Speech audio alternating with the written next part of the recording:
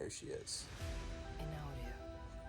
In all of her independent rear suspension, KTM powered 525 cc glory. In audio.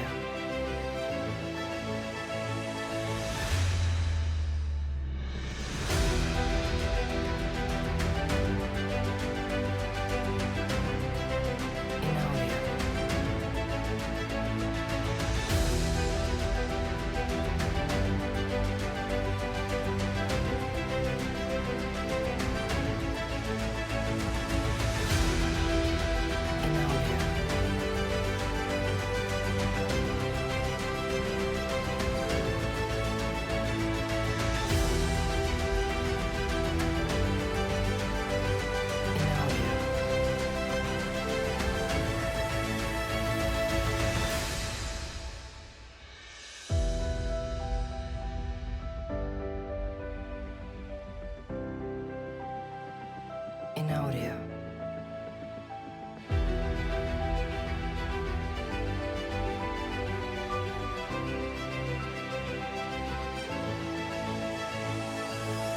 In audio.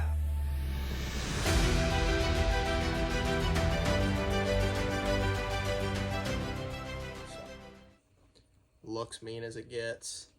It's got basically a skeleton in the front. I mean, if you look at it, it's freaking sweet.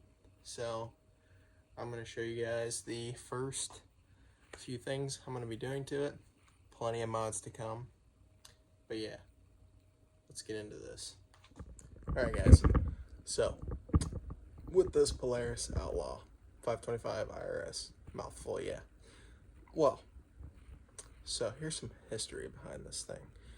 So from what I understand, according to the internet of course, in late 2005, Polaris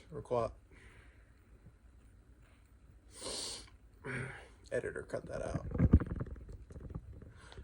Acquired a portion of KTM in late 2005. Polaris acquired a portion of KTM.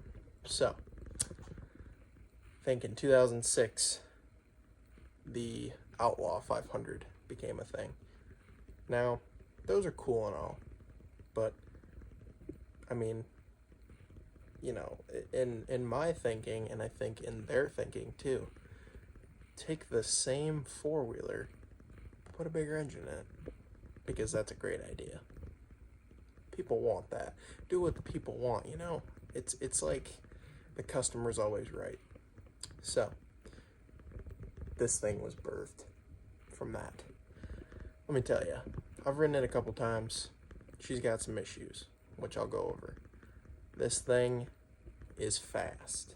And I don't just mean by four-wheeler standards, just in general.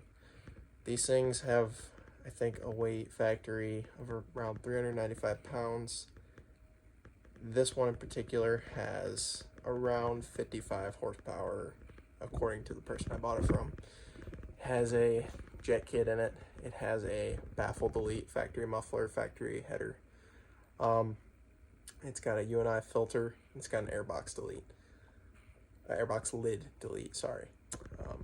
Editor, cut that out. So, let me go over what it needs, and then we can get into the oil change, coolant flush portion of the video. And I can go over the parts list that I got coming, because it's a lot. Doesn't need a lot, but I bought a lot. Because that's what you do when you buy something new. You just spend a lot of money on it. At least that's what I do. Alright, so for starters, if you just take a look. Oh, dude. Somebody broke the brake lever. Not ideal. So then, you take another look. Dude, is this the throttle cable? No. The reverse cable is disconnected. Yes, these come factory with reverse. Is it hooked up? Of course not. Why would it be? So, she's a real gem. Oh yeah, here's some more stuff. You just look at the plastics. yeah, they need bolted down a little better. So I'm going to get a kit for the plastics. I'm going to buy a new reverse cable because this reverse cable, she's stuck. She real stuck. So, biggest issue. It is running, driving, riding, whatever you want to call it. Biggest issue that I'm dealing with right now. This sticks. And the bad thing is because it sticks, you have to physically pull this back, let out of the clutch so it doesn't roast the clutch on its own, which is quite unfortunate, really. So, there's that. So you'll notice if you pan over to this side, yes, these are a KTM. They do have a clutch. What you're going to notice is it has a hydraulic clutch from factory. Magura hydraulic clutch. So this thing's pretty spec'd out for a factory bike. So you'll also notice, obviously, as you saw in the little B-roll edit that I did there, she's got Fox podiums in the front. These things are pretty mint. The fronts are reservoirs. The rears are just a regular coil style shock. I forget exactly what these ones back here are called. They're like Ride FX or something like that. I don't know. But nonetheless, they're freaking sweet. And they're all four adjustable. So moving on, obviously, independent rear suspension. So she's got independent shocks, upper, lower control arms, sway bar, which is interesting for a four-wheeler, but obviously independent rear. Must do something, right? So, obviously go over here, you see racing KTM. Factory header on this unit, if I can get to it. It's got the factory header on it. The carb is really pretty. It's had a lot of work done to it. So yeah, that's really all of the main features of the bike. They got really nice wheels from factory. Rear tires are kind of pooped on this one, but fronts are pretty good. These are CST Ambush. Those are Maxxis of some sort. So the only other real issues that need resolved are the bike doesn't have the brake switch hooked up. So there's oil on the ground. This little switch up here, you can hear it click when I hit the brakes. You can see those two pins right there. I need to make a harness that goes from there down to a connector in here. For some reason, they did the delete on that. And then as well, the rear brakes also don't turn the brake lights on because there's supposed to be a spring right there. So that's another issue. And I want brake lights because I want to go trail riding. So I need a spring. I need to make a harness. When you get the new throttle cable, which is ordered, which obviously I'll go over with the parts list. Now, the parts list is going to be wants and needs. So I'll tell you guys what I'd like to do and what I am doing. So yeah, we'll go over that as well. And then we'll get into the oil change and coolant flush. So mods I am doing. So not really a mod, but brake lever, OEM Polaris one. Tusk makes a shifter for this. Obviously you shift with your foot if you're unaware, which I'm sure if you're watching this video about a four-wheeler, this one in particular, you know, it's kind of a few and far between four-wheeler. So if you're watching this, I'm sure you know what you're looking for. Tusk makes a shifter for it. Tusk also does not specifically make a I don't know why I can't think of it, a clutch lever. Oh my gosh, I you'll see what a lot of that is in another video I'll be releasing soon. All in the same night. Stay tuned. So Tusk makes a clutch lever.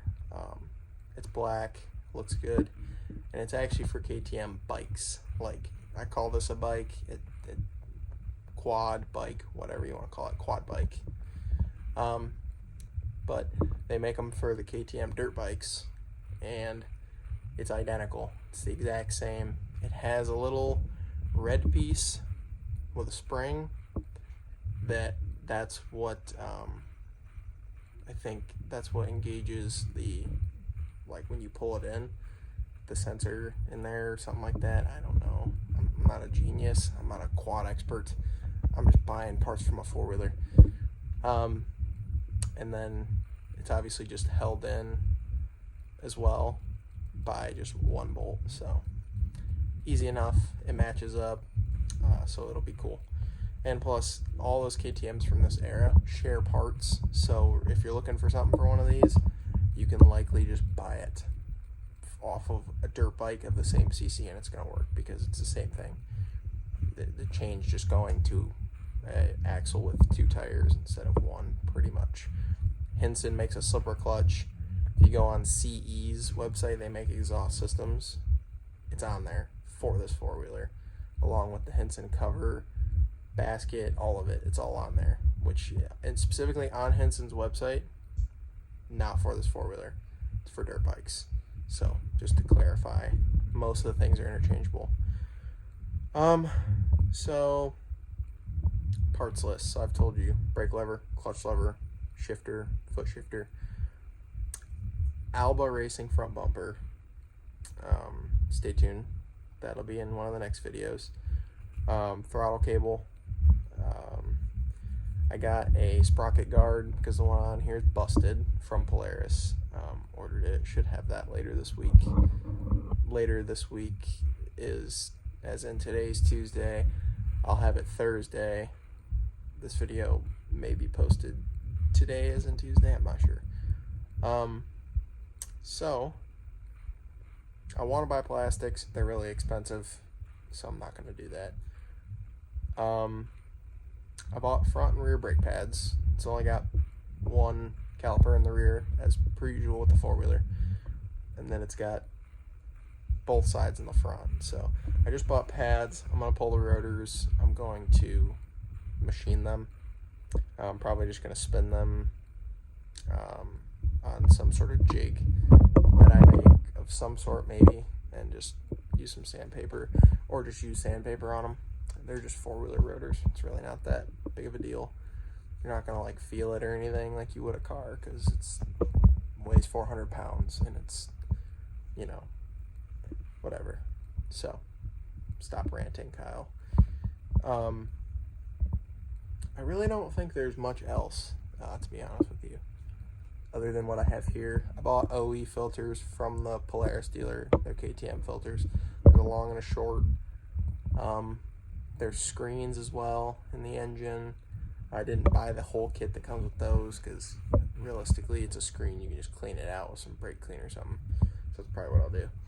Bought Maxima ATV 10W40 oil. These call for like 2W40, but eh.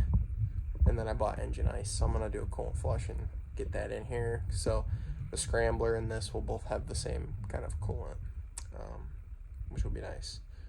So yeah, I mean, really there's not much else other than that stuff.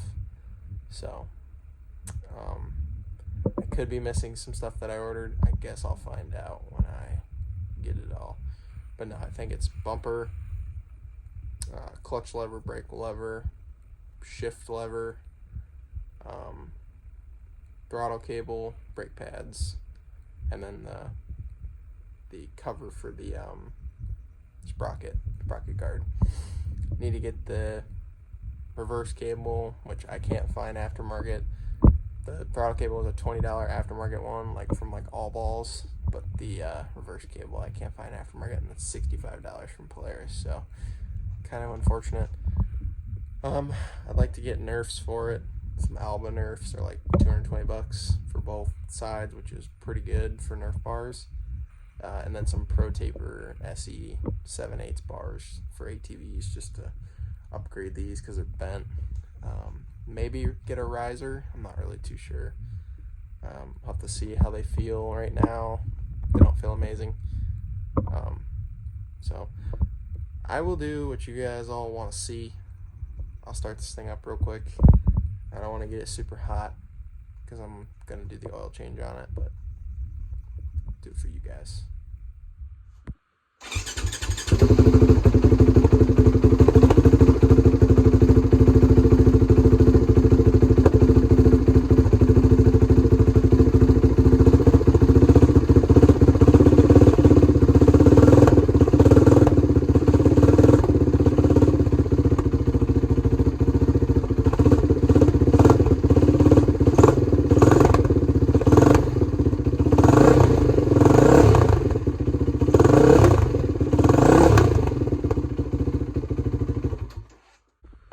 So we're going to start with the coolant flush here.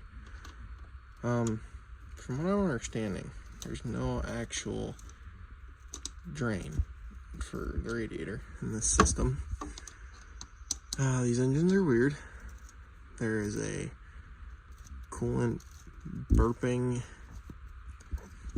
bolt up here that you're supposed to remove, and it's supposed to burp the air out. I don't know. Like, it's weird. I've never seen anything like that before, but also never worked on a KTM, so that's probably not surprising. So what I'm gonna do is pull this bottom radiator hose off.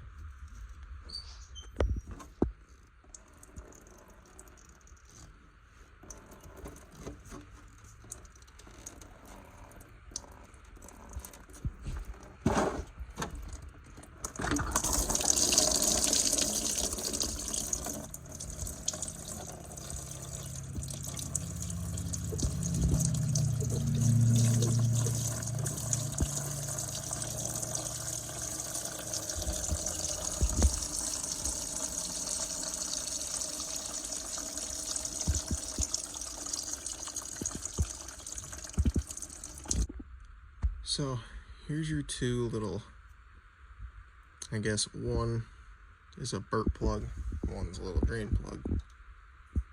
The one I showed you on the other side, this one goes right here.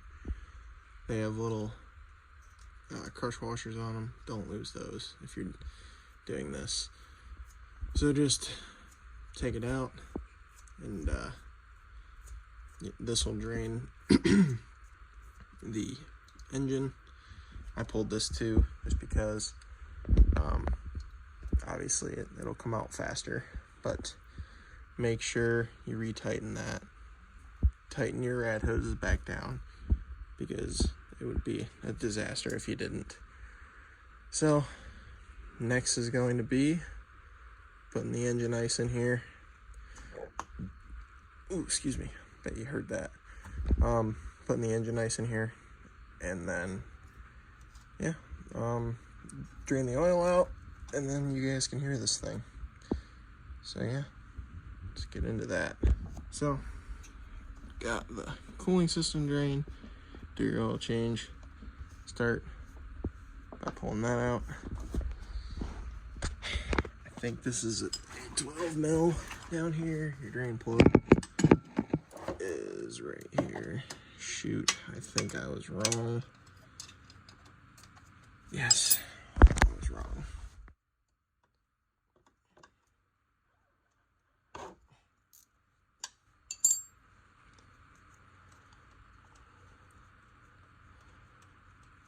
Finding some hidden secrets about this bike that lead me to believe that the reason that he sold this thing, but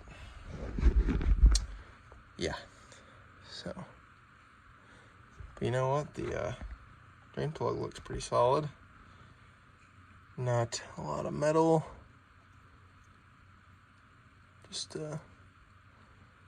seems to be pretty normal. I mean, you gotta expect some metal.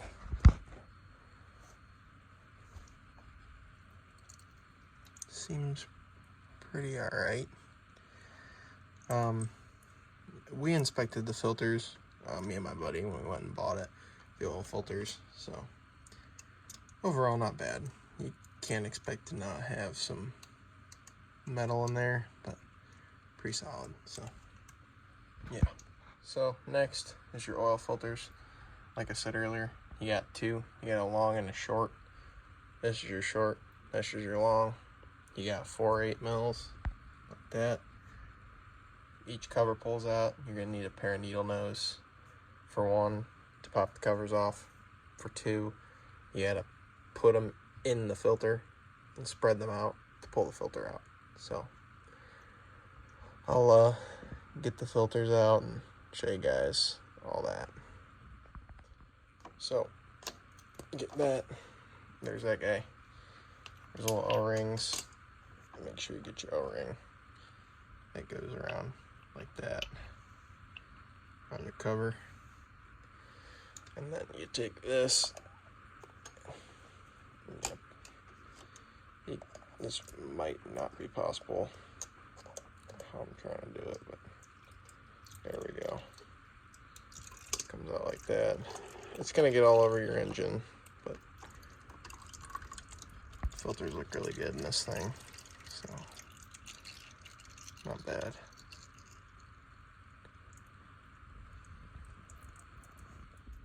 Okay, so this is what it will look like when you have them both out.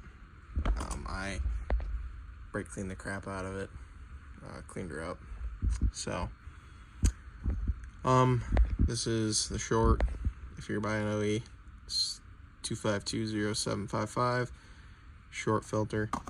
Your long, it's going to be 2520754. So there's your filters. You can buy these O-rings and replace them.